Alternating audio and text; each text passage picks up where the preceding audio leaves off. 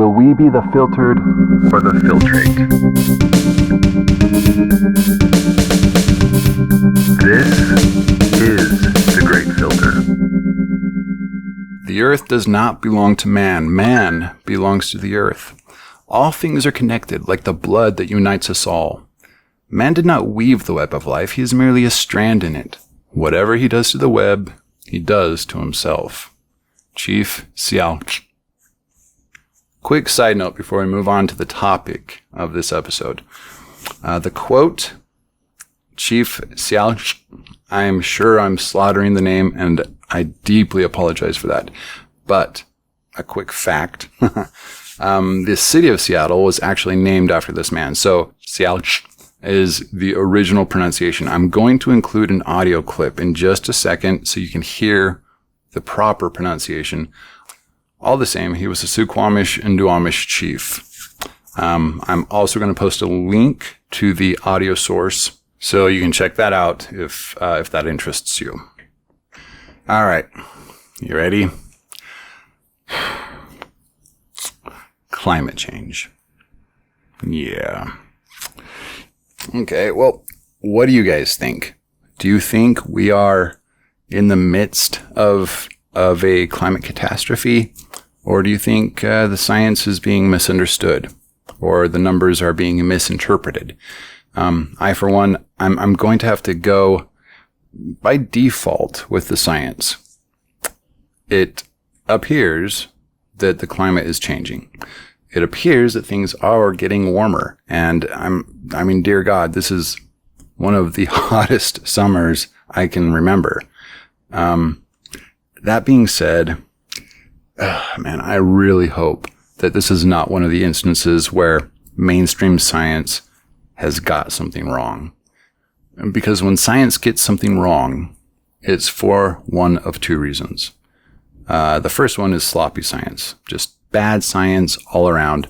And that, in this case, would be really concerning.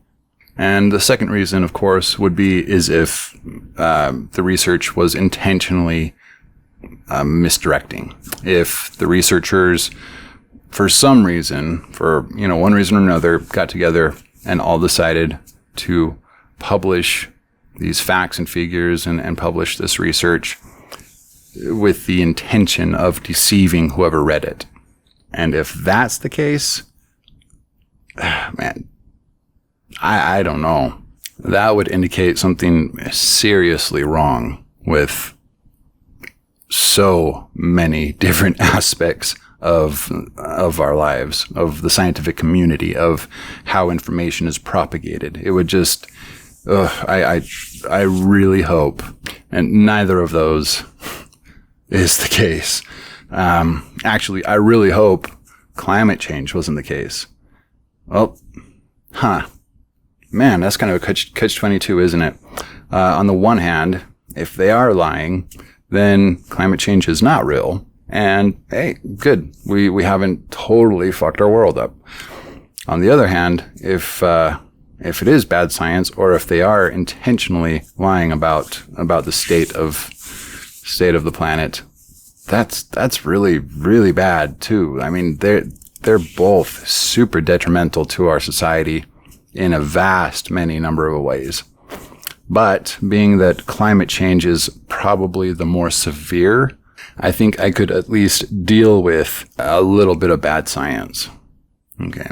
But so for this conversation, for this topic, we're going to assume that climate change is a fact. However, if you think it's not real, if you believe that this is some sort of conspiracy, I would ask you to hang in there and let's roll through some of this, because a lot of what I'm going to say is still extremely relevant to so many different aspects of our lives.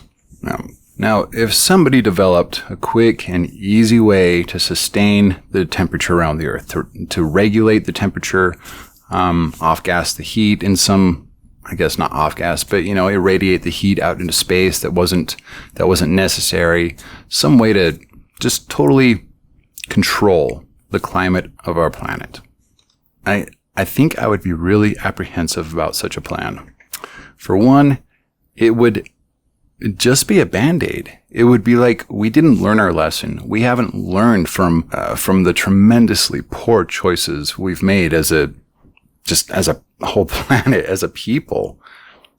And the second thing that would, I think, make me feel a little bit trepidatious about this is that now we have some sort of machine, some sort of powerful system that can alter, the climate of the earth while we are still in this mode of having the financial drive kind of dictate our course of action as a species. And, I don't know if I really need to explain that one, but I really don't see anything good about that. I don't see anything benign kind of coming from that either. It just spells disaster.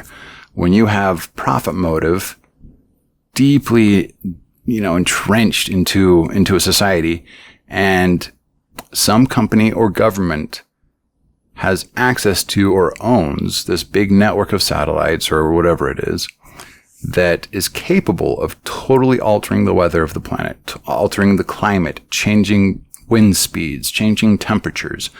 That is just, to me, that just doesn't sound like a good idea. All the same, that is science fiction. That's not something we are capable of. That's not something we even have a whole handle on how that might even possibly work. So instead of, going off on a tangent that is something we probably shouldn't even worry about at this point, let's kind of dig back into what exactly the issues are that have led us to this point, that have gotten us to this point to where we've actually caused the climate of our entire planet to begin to shift and change just because of, the actions and habits of one single species. All right. So first, let's talk about science. Fucking love science. But, as I have said multiple times before, when it's not done correctly, it can, cause problems. So we have an incredibly industrious species. We make amazing things. We build tall, fascinating structures. As far as the science of creating things goes, we're doing pretty well. We're trucking along pretty fast. We're learning new things. We're developing new techniques, and we're doing some pretty amazing things in the lab. But it's only recently that material engineers, material scientists, and chemical engineers have begun to take a more proactive approach for creating materials and chemicals that are friendly to the environment, that are eco-friendly. But it's not everybody that's doing that. And a lot of this research is done in university, or done in the university laboratory environment. This isn't something that companies typically go out of the way to invest money into. You'll often hear, better, faster, cheaper. That is a real drive in the world economy. And the financial drive does play a huge role in how materials are designed, how quickly they're produced, what materials are chosen to mass produce, and, eventually what lands in our homes, the materials in the boxes, the materials in our products, the materials that, really spell out just about everything we interact with on a daily basis. Okay, now before I really go any further, I'm going to take you on a bit of a tangent. It's going to be 2 tangents deep, so just preparing you for that ahead of time, just so you know that we're going to get back here. It's just going to be, a two-tier tangent. Sure. All right. I kind of wanted to, illustrate that this is one of the reasons why we have so much shit food. why there are so many processed consumables. I mean, think about the history of the evolution of sugar, high fructose corn syrup, all the preservatives and additives that are in our food. And for that matter, what they label these things on the products themselves, on the boxes, the labels, what they tell us is inside the food. Okay, so this is our second tier, our second tangent here. This is a really short one, but we're going to get right back to the food. Why does the FDA allow misleading labels? That's really not a question. I mean, I think we all know the reason for that. This literally is a money game. The reason why the FDA has allowed things like natural flavors and natural coloring and all of that kind of stuff, and why there are sometimes hundreds of different names for the same chemical compound that you can find on a label, is it's not just happenstance. It's not just something that just, just kind of happened or whatever. This is how it is. It's not even close to that. That has been specifically orchestrated to confuse people by the food companies. And it's not anything that's like, a conspiracy or anything. This is like the fact. This is something that we have known for a long time. This is how it works. The FDA literally gets lobbied to allow different terms and different things to be in the food. And so we end up with things that confuse consumers. So again, profit motive. Okay, so back to, the sugars, high fructose corn syrups, preservatives, and all that stuff. So the financial motive pushes us into this weird little corner. And let's kind of explain this from the perspective of what a food company or a chemical company might see in, attempting to develop a new chemical for whatever. It could be a new sweetener, right? It could be a cheaper way to produce some sort of sugar or some sort of sugar substitute, or it could be a new type of preservative or whatever. Now, the reason companies produce these is first and foremost to make money. It's not so that they can really preserve the food. It's not because they're really worried about making sure that food lasts in your refrigerator. I'm pretty sure they really don't care about that. The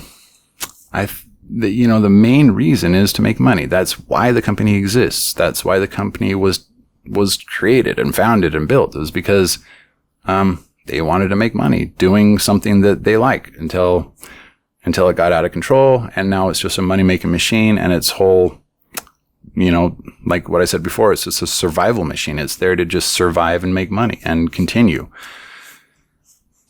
But let's think about the production process of, let's say, a new preservative. Okay. So let's say that a new paper was recently published, and it has identified a new compound in, let's say, pine trees. Okay. And this new compound appears to be able to preserve certain types of compounds for an extended period of time. And the reason why they discovered this was because of a fossil that they found with this compound in, or whatever, whatever the case may be. Hey, this could be a really good preservative. That's their thought process. Let's investigate that. So they start off with a hypothesis. They have an idea of what a possible preservative could be, or that a chemical might be able to be, tweaked a little bit to be used as a preservative. And so there's a logical foundation there. And so they begin to pour money into the development of this new preservative. So they, come up with several different permutations of this chemical, different compositions and structures, but all kind of oriented around the same basic structure. They've, added an atom here, taken an atom there, thrown on a new ethyl group here and there, or whatever. And then they begin to, so they come up with a line of all these different members of the family of this one chemical.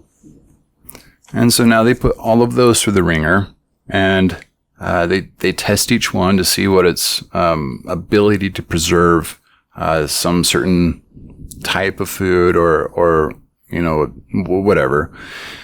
And so they test this whole array of these different chemicals, and say only like 10 to 15 of them turn out to actually have this preservative effect. So they gather those and they go through animal trials, right? They use some mice and they push it through the mice, and say only 3 of them didn't kill the mice. Okay, so now they have 3 chemicals that they can work with, and they start testing these on or doing longer term studies, and then they sometimes will do chimpanzees or something that's more closely related to humans. And then finally they'll do a human trial, and they'll give small doses to people after it's been deemed somewhat safe. So they do the human trials, and now it's at this point where we have the possibility of a little bit of bad science. Now, let's say the initial discovery gave the company the idea, or the researchers the idea, that this chemical, or some variation of it, has the potential for really extending the shelf life of whatever.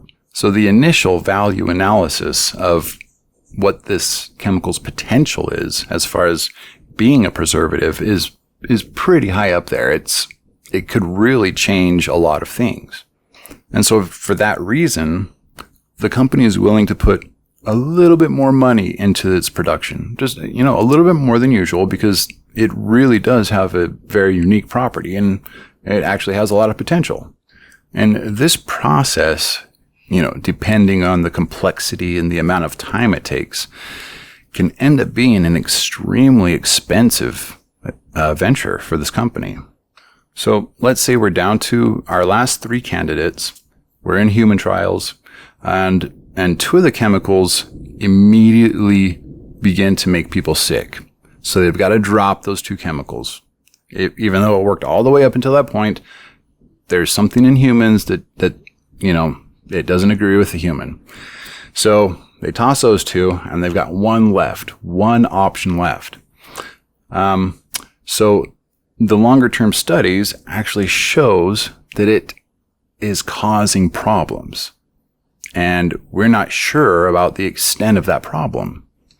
Okay, now it's at this point where the question of whether or not the company that is investigating this new probable preservative is going to try to save the money they spent on the investigation of this new chemical.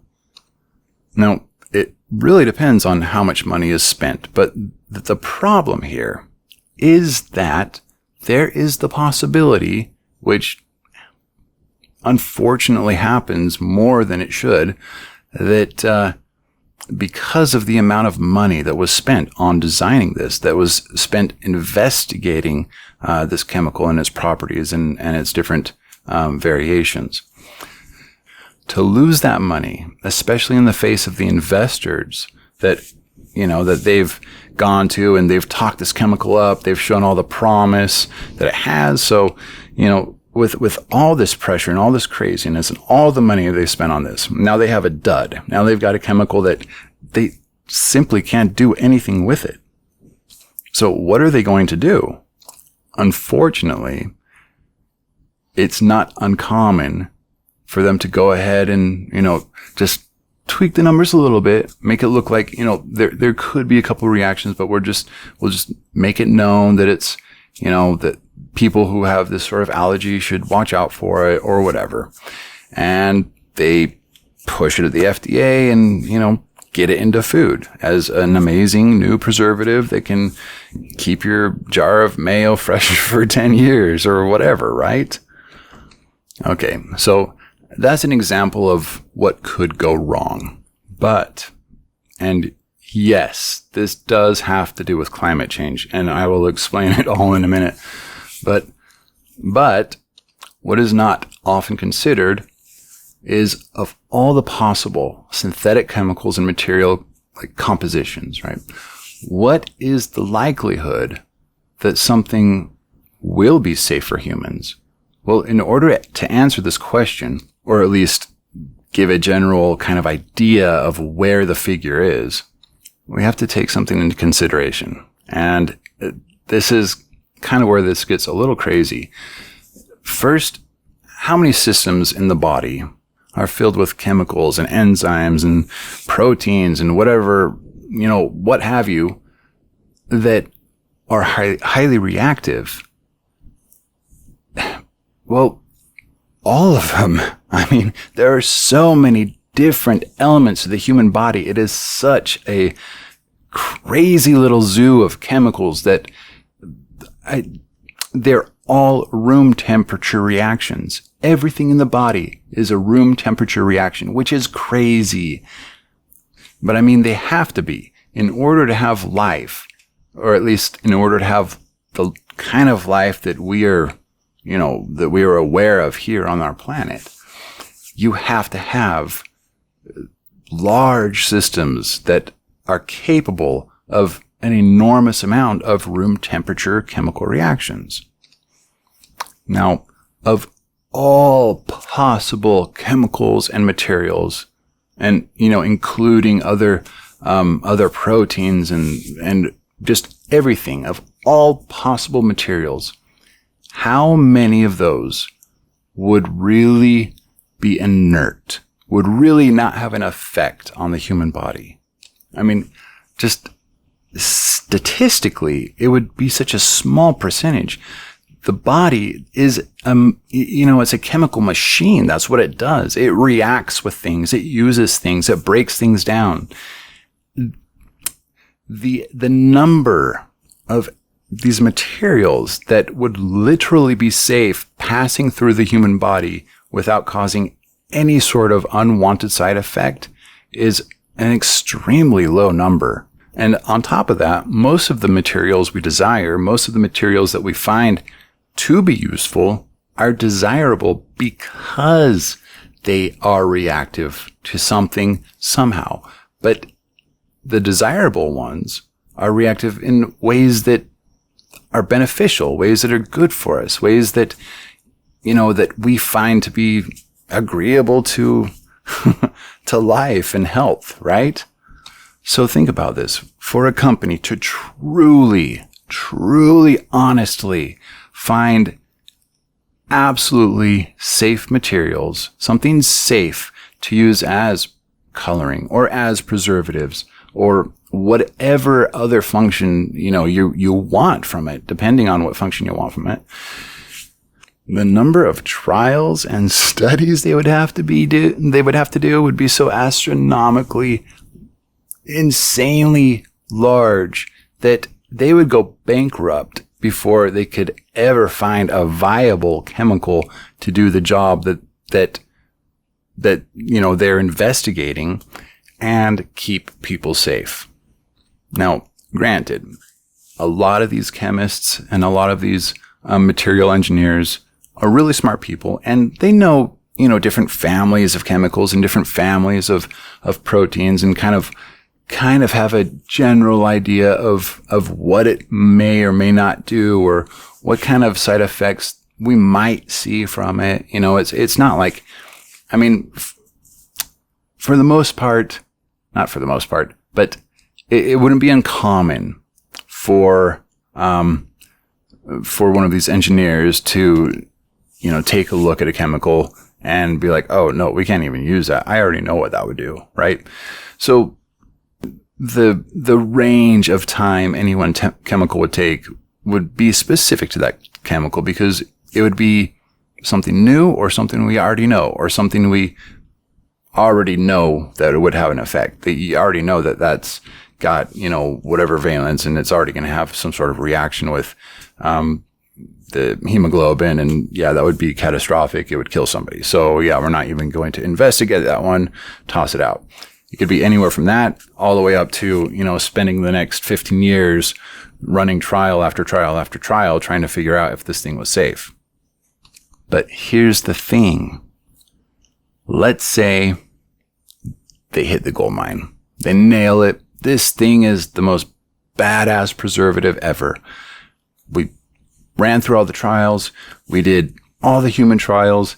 And this is categorically one of the safest substances humans will ever come face to face with. I mean, this thing is awesome. Not only does it extend your shelf life for almost anything, but it doesn't even touch anything else in the human body. It passes right through, doesn't alter anything, doesn't mess with any of your flora. It doesn't do anything crazy. It is the most benign chemical ever to have been found that can preserve things for such an extended period of time, right?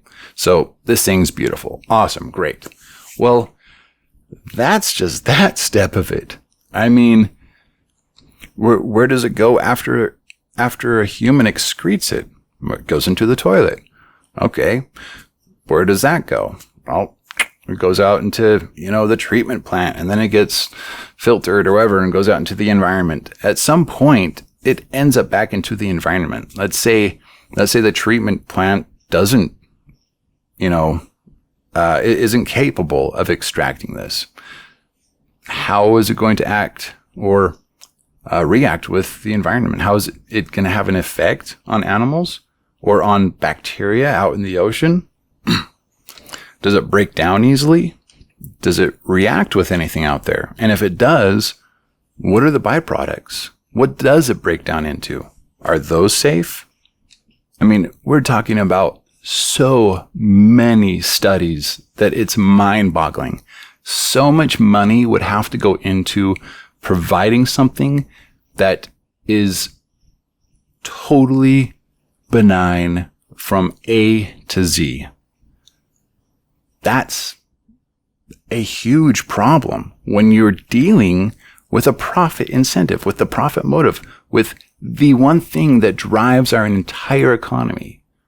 So let me ask you, how likely do you think any one materials or chemical company is to go out of the way to spend billions and billions of dollars just to find the perfect substance that is benign on all fronts, yet does exactly the job it is intended to do?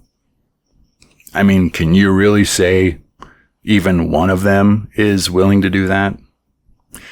I don't even think any one of them has enough money to do that. And we're just talking about, one silly little preservative here. I mean, we can go down the fucking list, dude. Fuels, fuel additives, sweeteners, industrial lubricants, industrial cleaners, pesticides, pharmacology, medications, right? Cosmetics, pigments, paints, aromatic compounds for like perfumes and shit, ice remover, adhesives. I mean, the list goes on and on and on. Electronic devices, right? Then the materials used in electronics. I mean, it just doesn't stop. How fucking confident are we that these companies are being as meticulous as possible and being as safe as possible and not dumping and not trying to cut corners and not trying to push products that if they don't get that through, they're going to have to close their doors? How confident are we that is the case? It's not that we don't value our world. It's not that we don't value our environment and the balance of the ecological systems around us. It's that underneath the purview of our current economic system, underneath this system where money literally dictates everything that we do. And the financial drive is the only thing that will dictate whether or not a material or a chemical is investigated thoroughly. We simply do not have the resources necessary to do it when the value of such an investigation is wholly dictated by the financial drive instead of our natural desire to be safe and healthy and our desire to fulfill our ecological and environmental responsibilities. I mean, just think about all the polluting we do every single day, all of the stupid fucking things that we do continually on a daily basis. Think of all of the packaging everywhere. Everything is in packages, right? Why? So they can put their little fucking pictures on it that make it look cool, make it so you want to buy it. Like, what the fuck is that? I simply don't oh my God. It irks me to no end when I have to open packages to get to the product that I need. And then I have to take this big wad of paper and cardboard and glue and staples and plastic wrapping and twisties and all that shit and throw it in the recycle bin. I mean, for what? Why?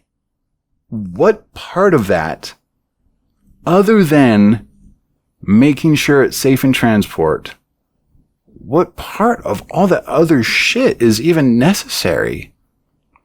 Most instruction manuals can be found online these days, right? I don't need a pretty fucking picture on a box for me to want an item. I try to be as careful as I can when purchasing in this manner, and I still fill up my garbage can at least once a day. Like, and I hate it. I fucking hate it. It makes me feel like I'm part of the sickness. And in a way I am. The same goes for gas. I hate driving. Not just because I hate driving, but because I hate being out there on the freeway and on the road and seeing all the other cars out there just burning gas, just pouring out pollution and just fucking up our system. It is so disturbing to me. And I mean, just the feeling of knowing that we were just slowly slaughtering our planet, and knowing for a fact that the vehicle I am driving is a part of that, and knowing that I am almost forced to do that just so that I can live, just so that I can get my daughter to her doctor's appointments, just so that I can, that my wife can get to work. Like we are being forced to do this. And why? Money. I mean, it's all fucking money, dude. It all comes down to money. It really does. There are so many other ways to motivate people. Money is like the least best way to do it. There are studies that show this, that money is not a good motivator.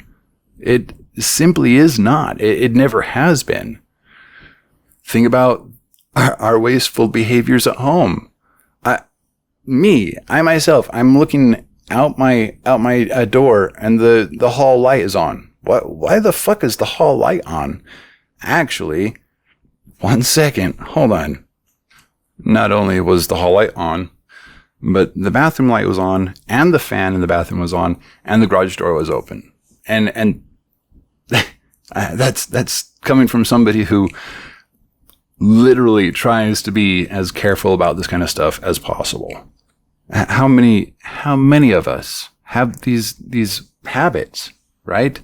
That we're just so used to wasting energy, heating, cooling, electricity, leaving your computer on all night, leaving your laptop on all night, leaving the TV going while you sleep. How many of us do this? I can bet you a fucking shit ton of us. What are we doing about it? What are we doing about it? And here's the kicker. Why do we have these habits? Well, because I just pay for it. You know, it's not that expensive, right? Do you see how toxic this shit is? The idea of money itself, the very idea of money itself, what it represents, what it does, entitles us. And it separates us. It hijacks our natural motivations for survival and for care and for community. And it distances us from, so many natural consequences that we would otherwise have to suffer directly. Instead, we have the cushion. We have the value that distances us from that. And we kind of take this sort of macabre comfort in knowing that we don't have to face those consequences, that it's something that we can just pay for. That's it. We'll just pay for it. And on top of all of that, it enables the sociopaths to utilize this value, the money, right? To control us and persuade us and get us to do what they want us to do. That's not how things are supposed to work. It's not. It's not healthy, psychologically or physically. And it's not constructive. It corrupts us. It cheapens us. It demeans us.